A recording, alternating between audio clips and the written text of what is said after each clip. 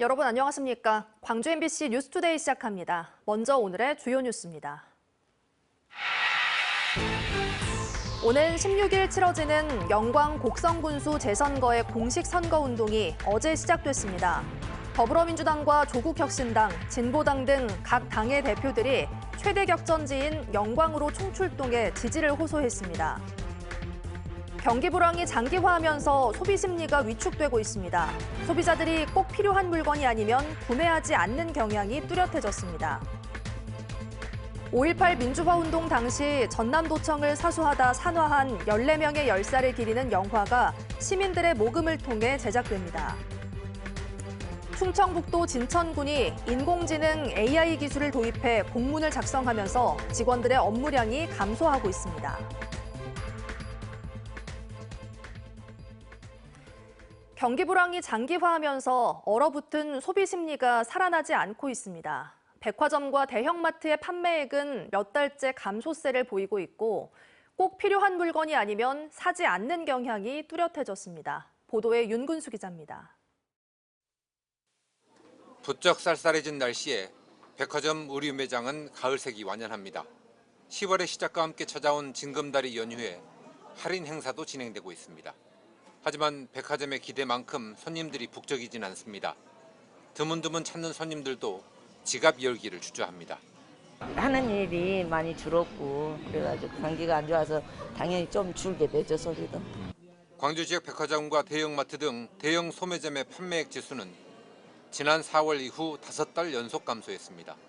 상품군별로 보면 신발과 가방은 23%, 가전제품은 18%, 의복은 11%가 각각 감소했습니다. 고금리와 고물가의 여파로 소비 여력이 줄어서 당장 필요한 게 아니라면 구매를 미뤘다는 반증입니다. 젊은 층의 소비 트렌드도 변화하는 중입니다. 과시적 소비를 상징하는 욜로족과 플렉스 대신 꼭 필요한 물건을 그것도 하나만 산다는 요노족과 낭비를 최소화하는 짠테크가 뜨고 있습니다. 아껴서 이제 진짜 필요한 걸 사야 되니까 집이랄지 차라든지. 내수 부진의 원인으로 꼽혔던 높은 물가는 다행히 잡혀가고 있습니다. 기준금리도 떨어질 가능성이 커졌습니다. 불황 탈출의 계기는 마련되고 있는 셈입니다.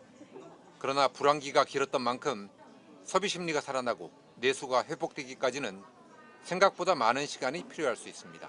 MBC 뉴스 윤문수입니다. 어제는 비가 내리면서 추웠는데요. 오늘 맑은 날씨를 회복하면서 다시 평년 수준의 기온을 되찾겠습니다.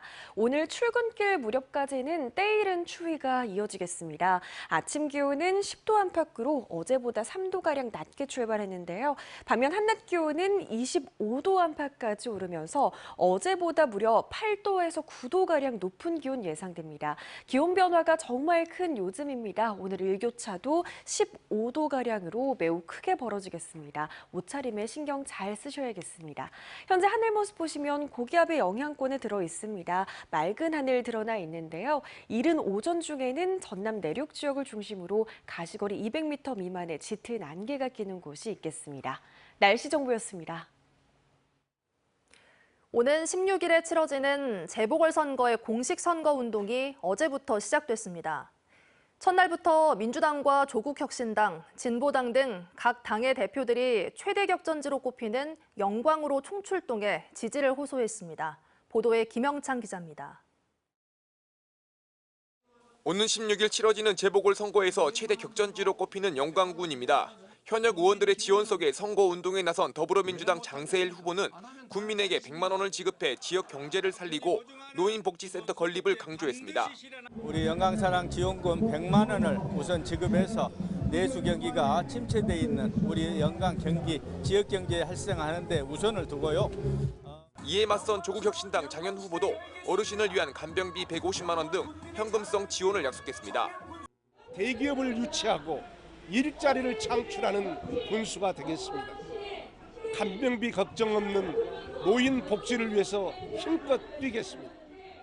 이장 출신으로 영광에서 보폭을 넓혀온 이석하 진보당 후보는 지역경제 활성화를 위한 국민수당 지급을 약속했습니다. 첫 번째는 영광 국민수당 100만 원을 지급하겠다라고 약속드립니다. 두 번째는 어린이 공공병원을 설립하겠다라고 약속드립니다.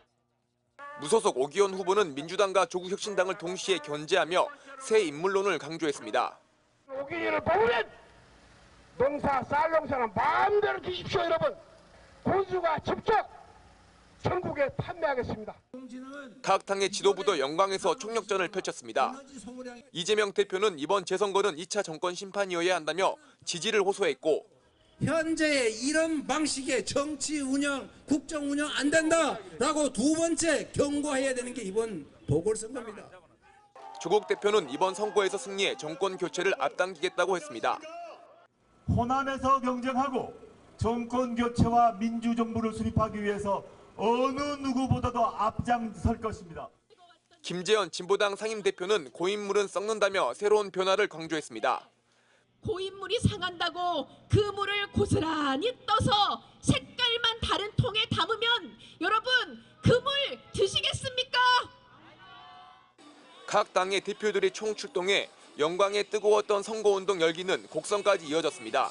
조국 대표는 곡성으로 이동해 박웅두 후보의 지원 유세에 나섰고 민주당 조상래, 국민의힘 최봉희, 무소속 이성노 후보는 전통시장 등 곳곳을 돌며 지지를 호소했습니다. MBC 뉴스 김영창입니다. 1980년 5월 27일 전남도청을 사수하다 산화한 14명의 열사를 기리는 문화예술인 조직 5.27 승리의 날 새벽광장이 어제 출범식과 함께 영화 제작 발표회를 열었습니다. 새벽광장은 5.18 민주화운동 당시 역사적 자료를 모아 그날의 시민정신을 되새기는 다큐멘터리 영화를 제작할 예정입니다. 영화는 시민 모금을 통해 제작될 예정이며 이지훈 역사특별시 광주연구원이 감독을 맡았습니다. 광주지법 형사 8단도 김용신 부장판사는 건강보험 심사평가원 현지 조사를 거부한 혐의로 기소된 50대 의사에 대해 벌금 200만 원을 선고했습니다. 해당 의사는 지난 2021년 8월 의료급여 비용 청구 지급의 적정 여부를 위해 현지 조사를 나온 건강보험 심사평가원에게 자신은 비급여 진료만 한다는 이유로 직원들의 질문과 검사를 거부한 혐의로 기소됐습니다.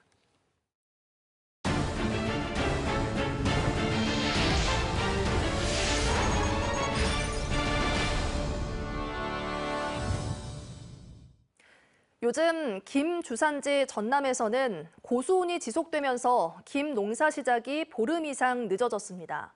김 생산량 감소까지 우려되는 상황인데요. 문제는 이 같은 이상기후의 영향으로 참족이나 병어 등 서남해안 대표 어종의 어획량도 계속해서 줄어들고 있다는 겁니다. 서희령 기자가 현장 취재했습니다. 전국 최대 물김 생산지 해남. 창고 안에 둘둘 말린 김발과 김 종자포대가 쌓여 있습니다. 평소 같았으면 벼농사의 모내기에 해당하는 종자 붙이기가 한창이었을 시기. 고수온의 가을 폭우까지 겹쳐 수온이 도통 떨어지지 않으면서 채묘 시기를 늦춘 겁니다. 그 수온이 너무 높은 관계로 태풍 영향도 같이 맞물려가지고 지금 이렇게 방치해 놓은 상황입니다. 실제 올해 전남 김 주산 지역 내 바다 수온은 평년 대비 3도가량 높았습니다. 22도 이하의 적정 수온이 갖춰지지 않으면 김발에 이렇게 붙여놓은 김 종자가 자리를 잡지 못하고 죽게 됩니다. 이대로면 첫 김 채취도 보름 이상 늦어져 생산량 감소로 이어질 수밖에 없습니다. 수확이 한 번 정도 못 한다고 그러면 그만큼 더 어미는 피해를 어차피 한 20-30%는 소득 감소분을 감수할 수밖에 없는 거죠. 문제는 이 같은 상황이 올해만 특별한 것이 아니라는 점. 인근 해역의 김밥과 조미김용 김품종의 채묘 시기는 최근 5년 사이 4주가량 지속적으로 늦춰졌습니다. 전문가들은 바다 수온 상승의 영향이 김뿐만 아니라 서남해안 대표 수산물의 어획량 감소로도 관찰된다고 말합니다. 실제 참조기 어획량 역시 지난 5년간 지속적으로 감소했고 병어 어획량 역시 감소 추세를 이어가고 있습니다. 기후변화와 가다오에 의해서 어업 생산량이 바뀔 수 있습니다. 서해는 수심도 얕고 근데 해안선은 또 되게 복잡해요. 이런 물리적 특성 때문에 자원량 변동을 예측하기가 어려운 거죠. 최근 조기와 병어 품귀 현상 역시 가격 고공 행진으로 이어졌던 만큼 이상기후는 우리 삶에 훨씬 가까워진 모습으로 경고를 던지고 있습니다. MBC 뉴스 서희령입니다. 지역 작가들과 함께 10년 넘게 특별한 공간에서 열리고 있는 전시회가 있습니다. 전시가 진행되는 곳은 바로 진료실인데요. 공동체가 누리는 문화를 꿈꾸는 이색 전시회를 허연주 아나운서가 소개합니다. 분홍과 보랏빛의 꽃들이 섬 들녘의 눈꽃처럼 피어났습니다. 따뜻한 사람들과 이웃이 되어 살 수 있다면 얼마나 좋을까. 어깨를 기대듯 집들은 작가의 꿈에서 나와 눈앞에 펼쳐졌습니다. 50여 개 작품들이 2층부터 6층까지 벽을 따라 음표처럼 수놓고 있습니다. 각 층마다 다양한 작품을 볼 수가 있어 마치 미술관에 온 것 같은데요. 누구나 편안하게 작품을 감상할 수 있습니다. 정서적으로도 안정이 된다.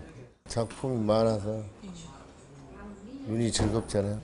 기다리고 있어서 참 좋네요. 그림을 보면. 어떤 그림이 제일 마음에 드세요? 아니, 그림 다 좋은데요. 올해로 12번째 전시회가 열리는 곳은 진료 공간입니다. 해마다 수개월씩 이어지는 전시회에는 지금까지 50여 명의 지역 작가들이 참여했습니다. 집을 보면서 저도 행복하고 싶어서 그랬기 때문에 또 그분들도 그 그림을 보면서 행복을 찾고 그런 두려움에서 벗어나고 아름다움을 감상하는 그런 공간으로 만들었지 않나 그런 생각을 해봅니다. 최근에는 청소년들을 위한 별도의 전시관까지 문을 열면서 이색 전시회는 공동체의 온기를 더하고 있습니다. MBC 뉴스 허연주입니다. 올 시즌 K리그2 일정이 한 달 정도 남았습니다. 최근 7경기 무승 늪에 빠진 전남 드래곤즈는 아슬하게 플레이오프 진출권의 마지노선인 5위를 유지하고 있습니다. 김단비 기자가 보도합니다. 시즌 초반 상승세를 보이며 선두 FC 안양의 뒤를 바로 쫓고 있던 전남 드래곤즈. K리그2 2위를 기록하던 전남은 7월 말 서울 이랜드 FC와의 경기 이후 시즌 첫 3연패와 7경기 무승에 빠지며 중위권까지 밀려났습니다. 다행히 최근 부천FC를 3대1로 꺾으며 리그 5위로 플레이오프 진출의 불씨를 되살렸습니다. It was a two-goal important goal for me, yes, but especially for the team, for winning. So, yeah, we need that win, and then I scored and we win, and it was a very good feeling, and I was happy. 전남의 목표인 일부 리그 승격을 위해서는 일단 5위 안에 들어야 합니다. 올 시즌 K리그2 우승팀은 다음 시즌 일부 리그로 자동 승격되지만 2위는 K리그1 11위 구단과 승강 플레이오프를 통해 승격이 결정됩니다. 또 3위부터 5위 간 플레이오프 승자는 K리그 12 구단과 승강 플레이오프를 펼쳐 운명을 정합니다.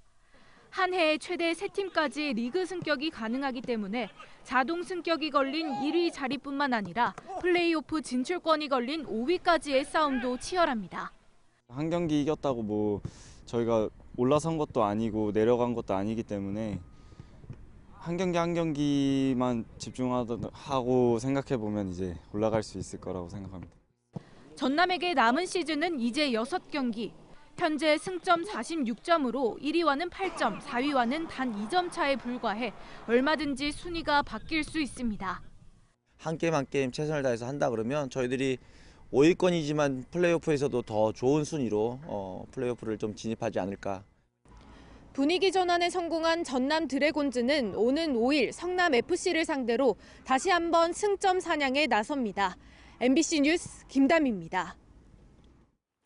2024년 대한민국 국향대전이 오는 18일부터 다음 달 3일까지 한평군 엑스포 공원에서 열립니다. 올해 대한민국 국향대전은 한평 국화의 겨울 이야기를 주제로 6,300여 개의 국화로 구성된 대형 국화 트리와 종소리 게이트 등 독특한 국화 작품을 선보입니다. 한편 한평군 대한민국 국화동호회는 지난 2일 광주 일대에서 국향대전의 성공적인 개최를 위한 홍보 활동을 펼쳤습니다. 무안국제공항과 중국 항저우를 잇는 전기 노선이 개설돼 운항을 시작했습니다. 전라남도에 따르면 무안 항저우 노선은 주 2회, 수요일과 일요일 정기 운항합니다. 전라남도는 지난 2일 무안국제공항 국제선 입국장에서 룽에어 항저우 무안국제공항 정기 노선 취항을 환영하는 행사를 열었습니다.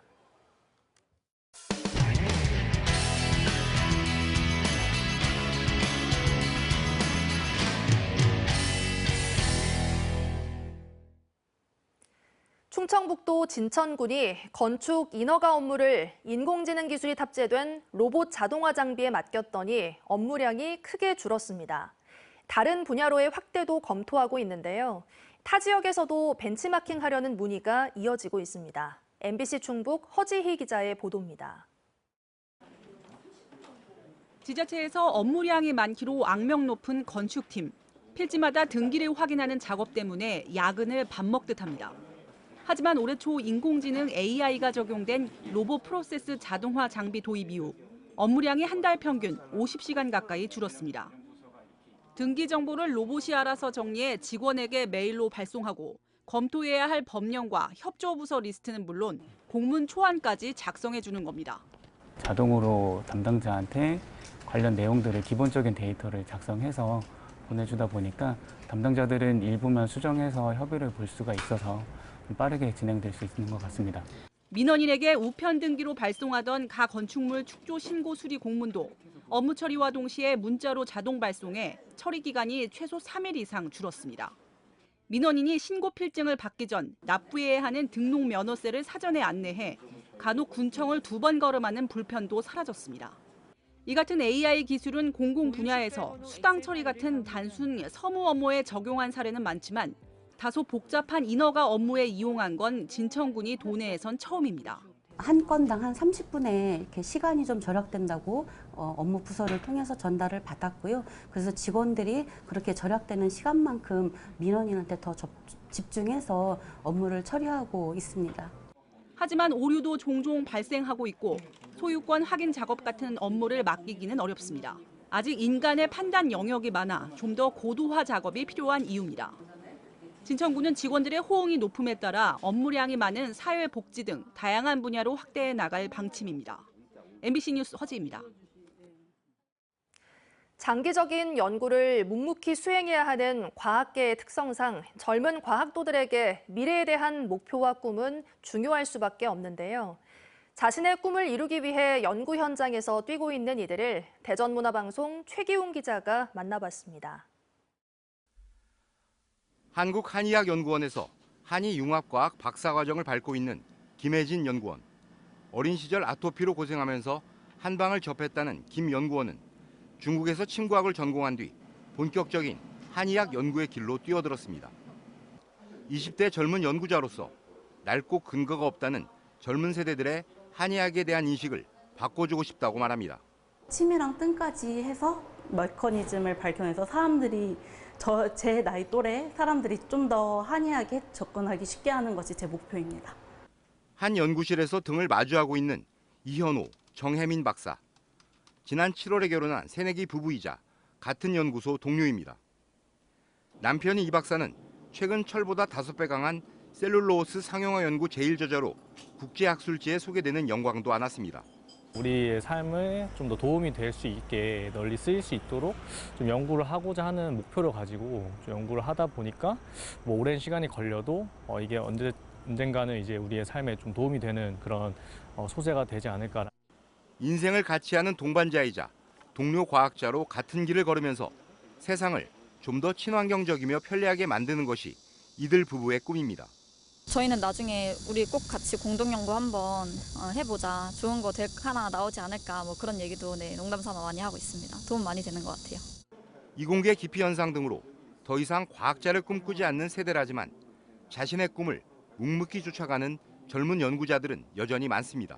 우리나라가 전 세계 항공우주 산업에서 주류의 국가는 아니지만 저는 10년 후에 이런 비주류 산업 그리고 비주류인 우리나라 대한민국에서 이런 산업을 이끌어 나갈 수 있는 비주류의 아이콘이 되고 싶다.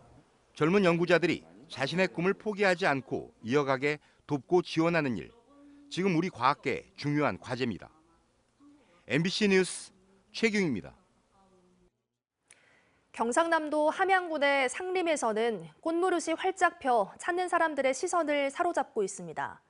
하지만 이 꽃무릇이 우리나라의 대표적인 마을 숲이자 천연기념물인 상림을 뿌리채 훼손할 수 있다는 우려도 있습니다. MBC 경남 이준석 기자가 보도합니다. 천년의 숲 함양 상림의 숲바닥이 붉게 물들었습니다. 9월에 피는 꽃무릇입니다. 함양군이 꽃무릇을 본격적으로 심기 시작한 건 2005년. 지금은 숲바닥 대부분을 뒤덮고 있습니다. 꽃무릇이 상림의 관광 자원으로 등장했지만 숲 생태계는 어떤 영향을 미칠까요? 함양군 관계자와 뿌리까지 살펴봤습니다. 꽃대보다 몇 배나 많은 알뿌리가 드러납니다. 작은 양파 크기의 알뿌리가 카페처럼 상림의 토양을 덮고 있습니다. 꽃무릇은 추워지면 사그라드는 다른 식물과 달리 겨울에도 무성한 잎을 키웁니다. 숲 생태계의 기초인 토양 환경을 완전히 바꿀 정도입니다. 토양의 부영양화, 다른 식물을 발화 못하게 방해하는 알레로파시 현상, 빼곡하게 밀생되어 있기 때문에 빛이 땅바닥에 있는 미생물이나 식물 싹들에게 도움을 전혀 주지 못하는. 지난 2020년 진행한 함양군의 조사도 이런 주장을 뒷받침합니다. 꽃무릇이 태양의 토양 소독을 방해하고 겨울철 보온 역할을 해 나무의 뿌리 썩은 병 포자가 생존하는 환경을 조성할 수 있다는 내용입니다. 개서나무라는 상림의 잠재된 식생을 송두리째 파괴하는 학술적으로 쓰는 용어입니다. 생태 테러에 해당합니다. 꽃무릇을 심은 함양군의 입장을 들어봤습니다. 미치는 영향이 있다 없다 이걸 확실하게 구분할 수 있는 그런 조건은 지금 없는 거 알고 있습니다. 원인이 규명되지 않았지만 상림의 대표 수종인 개서나무와 상수리나무 같은 활엽수들의 후계목이 싹을 틔우지 못하거나 자라다 죽는 현상까지 나타나고 있습니다. 1000년이 넘도록 스스로 생태계를 유지해온 상림에 위기가 닥친 겁니다.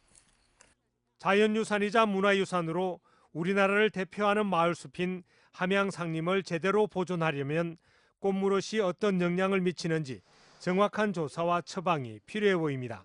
MBC 뉴스 이준석입니다. 문화 소외계층과 소외지역을 위한 찾아가는 영화관 사업에 전국 17개 광역지자체 가운데 최근 5년간 광주시가 유일하게 한 건도 신청하지 않은 것으로 나타났습니다. 더불어민주당 민영배 의원에 따르면 지난 2020년부터 올해 8월까지 지역별 찾아가는 영화관 신청 이력은 광주는 한 건도 없는 것으로 나타났습니다. 같은 기간 이 사업을 가장 많이 신청한 지역은 강원과 경기, 전북 등입니다. 광주시 교육청은 다음 달 29일까지 34개 중고등학교 학생을 대상으로 학교로 찾아가는 인문학 교육을 운영합니다. 이번 프로그램은 청소년들의 인문학적 소양과 비판적 사고, 윤리적 판단력 제고를 지원하기 위해 마련됐습니다. 인문학 교육은 기후환경 변화와 문학작품을 통한 자아 성찰 등 10개로 진행되고 학생들이 인문학적 시야를 키울 수 있는 내용에 초점을 맞췄습니다. 어제는 비가 내리면서 날이 추웠죠. 오늘 맑은 날씨를 되찾겠고요. 평년 수준의 기온을 회복하겠습니다. 오늘 아침까지는 때이른 추위가 지속되겠습니다. 아침 출근길 기온은 10도 안팎으로 어제보다 3도가량 낮게 시작했는데요. 한낮 기온 무려 25도 안팎으로 어제보다 8, 9도가량 높은 기온이 예상됩니다. 기온 변화가 큰 요즘이고요. 오늘 일교차 무려 15도가량으로 매우 크게 벌어지겠습니다. 옷차림에 신경 잘 쓰셔야겠습니다. 현재 하늘 모습 보시면 고기압의 영향권에 들면서 맑은 하늘 드러나 있습니다. 종일 대체로 깨끗한 하늘 드러나겠는데요. 이른 출근길 무렵에는 전남 내륙 지역을 중심으로 가시거리 200m 미만의 짙은 안개가 끼는 곳이 있겠습니다. 대부분 지역의 출근길 기온 10도를 조금 넘어선 수준입니다. 매우 쌀쌀한 날씨가 이어지고 있는데요. 한낮 기온은 25도 안팎까지 오르면서 어제보다 더 포근한 날씨가 예상됩니다. 곡성과 보성에서는 한 자릿수대 기온으로 시작했습니다. 한낮 기온은 역시나 25도 안팎까지 오르면서 일교차가 매우 크게 벌어지겠습니다. 바다의 물결은 최고 2m에서 2.5m로 조금 높게 일겠습니다. 토요일인 내일까지는 맑은 날씨가 예상되는데요. 일요일부터 월요일 사이에는 한 차례 가을비가 지나겠습니다. 날씨 정보였습니다. 이상으로 뉴스 마칩니다. 함께해 주신 여러분 고맙습니다. 언제 어디서나 내 손 안의 뉴스. 광주 MBC 뉴스 유튜브 구독으로 함께하세요.